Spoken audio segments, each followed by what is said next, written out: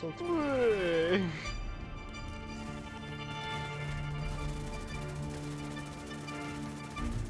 Ah, who's got it? Oh.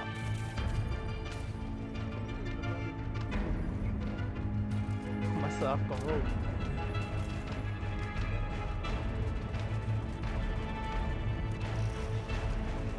I kill him.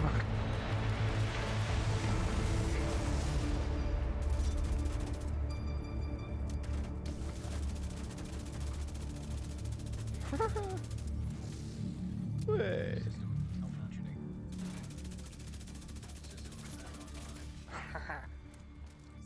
Hey, yeah. As you can see, got my teammate in here. He's a Division 1 veteran. He's just come to Division 2, level 129. Rubbish. Absolutely rubbish. So, you know, I've been helping him, trying to get his level up because he's struggling right now. As you can see, he's got the big horn in his hand. He does not know what he's doing. But listen, enough of that. Welcome back to another Division 2 video. Today, I'm going straight into this new build that we're really liking. I mean, you know, it's alright. It's not too bad, but I see this as a build that you want to use if people are using status effects, all of that jazz. Listen, if you're new to the channel, make sure you smash that subscribe button and the bell notification so you know when I'm putting out these videos. And if you are enjoying the content, man, make sure you smash the like button. 100+ likes as always, and I'll always keep the content flowing. You see that? Double always. We got to be, you know, creative with this stuff. So let's just get straight into this build. So you might ask, what does this gun do? Well, it's an SMG. 99k damage on this one. Rolls are really nice, I'm happy with them, and the talent on this is called Payment in Kind. Dealing damage to enemies adds a stack of 1% critical hit damage up to 200 stacks, lasting for 10 seconds. So as long as you land them shots, man, you're going to be getting a lot of crit damage, especially with a build like this. On reload, it applies a 10-second bleed to yourself, not to the enemy, to yourself, which deals 0.5% armor damage per stack. So, you know, there's a consequence with this weapon. If you don't build towards this gun throughout your whole build, there's no point using this gun, in my opinion. Especially if you're, you know, really squishy and all of them sort of things. So just make sure you take that into consideration. This weapon is about hazard protection, I'll be honest with you guys. But, I mean, I'm liking it. It doesn't hit as hard as the Lady Death, in my opinion. You know, it does have more damage, but RPM is less, just by a little bit. For my secondary, I'm using... Hey, yo, man. This guy, man. Bro. Anyway, let's carry on. For my secondary weapon, we're using a Super 90, a shotgun. Now, the reason why I wanted to switch to this is... Previously on this build, I had a Badger Tough piece, which obviously gives you that 10% shotgun damage.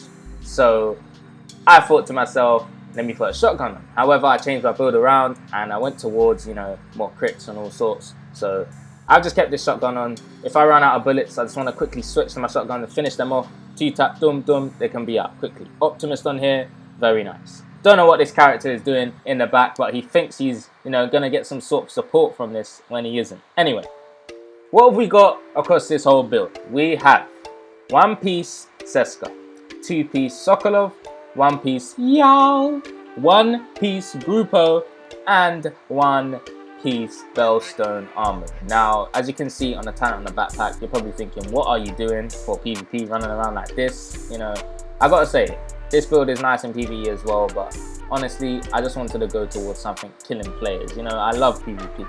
But let's get straight into this and what we are using. 1.3 million armor, remember that, guys. Mask. Seska. 10% critical hit chance for 1 piece. Now, core attribute on top, we have armor. That's what we need on a mask like this. Attributes on the bottom, 9.6%. Hazard protection, 5.6% critical hit chance. And for the mod slot, we have critical hit damage. So, as you can see, this mask is basically telling us what we're going towards on this build.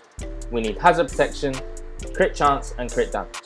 So them 3 attributes on the bottom, hazard, crit chance, crit damage, is what we are going towards on this build. It's basically the template, so just keep that in mind. So this is our mask. Let's get into the chest piece.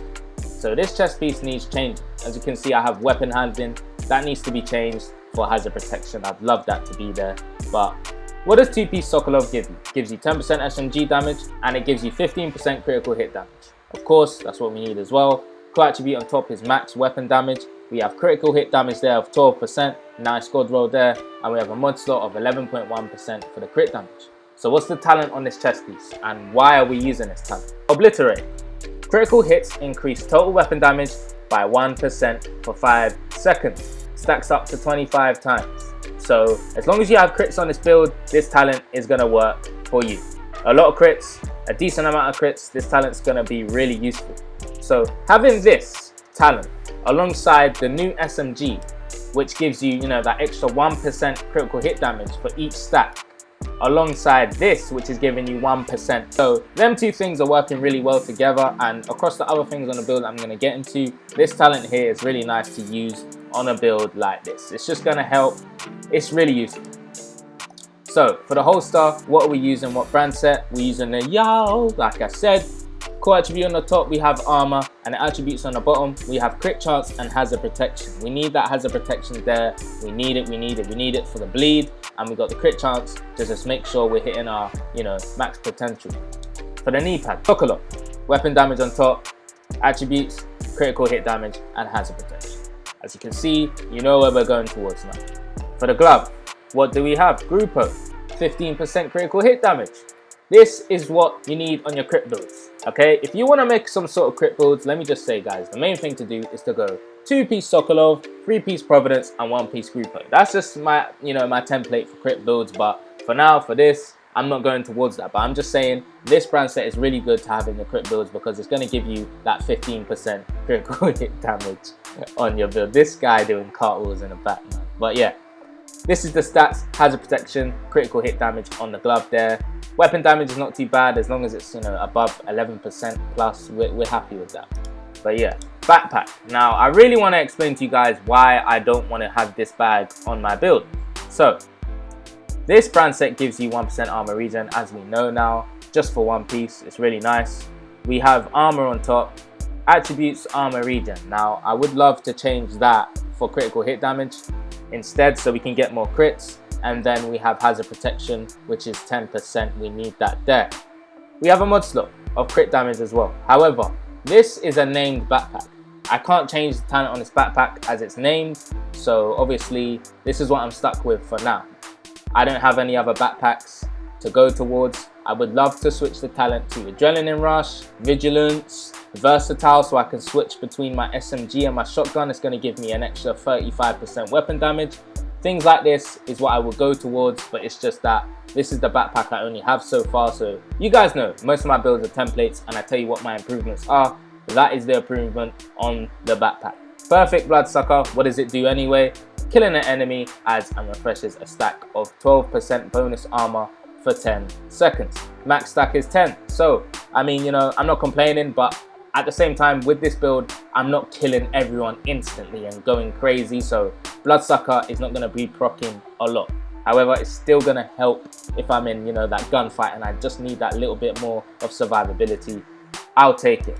So you might be thinking, well, Addiction, this gun is giving me a 10-second bleed. Why would I go towards a build like this just for myself to be bleeding and all that sorts? Well, let me explain to you.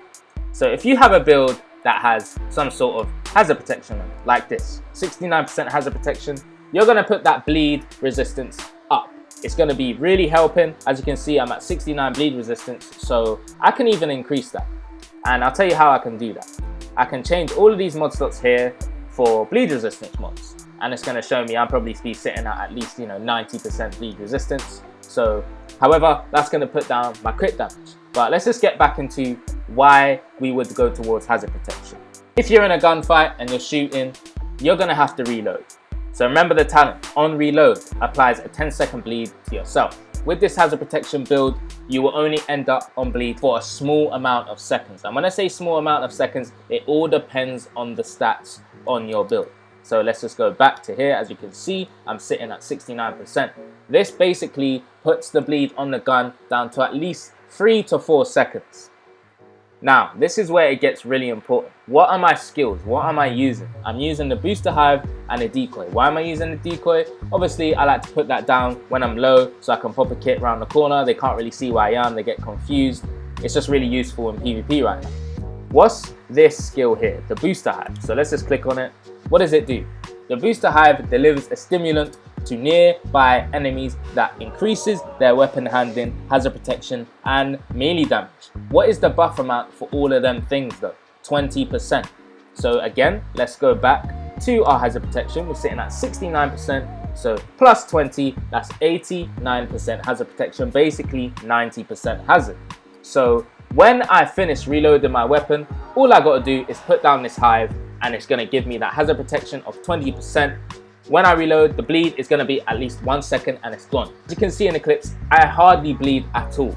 So literally, this is really useful with hazard builds. If you want to have more hazard protection whilst you're in gunfights, not overall, but just really quickly, it's going to give you that quick buff amount, you know, it helps. It does help. So keep that in consideration. That's the reason why I have the booster hive on. That's why I have 70% hazard protection. And you guys can go towards much better. You can make this build extremely better. So what is our crit damage and crit chance? Because you guys know that this is important on a build like this. We have 55% crit chance. I'm happy with that. Anything with 55% and above, I'm happy with, man. You ain't got to always max it out, but crit damage 146%. But yeah, armor regen, we're not really going towards that in this build, but we still have 16k. At least it's something. I mean, you know, it's not really helping a lot, but I just want to say, if you want to have more hazard on this build, the way I would do it is get rid of this one piece for the armor regen and change it for another Seska piece. What's that going to do? It's going to put me at an extra 10% hazard protection, which will be making me sit at 79%. And then if I get hazard protection on my chest, that's another 10%, which is going to be making me sit at 90% hazard protection. So on a build like that with this gun is going to be really helpful. And I wouldn't even have to use the booster hive if I'd done it like that. So yeah, guys, if you want me to update this build and release it once I've completely finished the whole thing and it's properly maxed out, make sure you put that in the comment section and like this video. And if you're new to the channel, man, just keep subscribing. You need to keep subscribing, guys. I really do appreciate it. We're so close to 10k, man. The big 10k, I can't believe it. So yeah, man, if you still want to see the content flowing, man, make sure you splash 100+ likes onto this video. Don't take notice of this Solidus snake. He's just a weirdo. Level 129. I guess he's learning, but you know, it's gonna take him some time. But yeah, man, it's been Division Addiction. I hope you enjoyed today's build video. I have so much more content coming for you guys. Please bear with me, man. This is amazing. We're loving it. Thank you for all the support, man.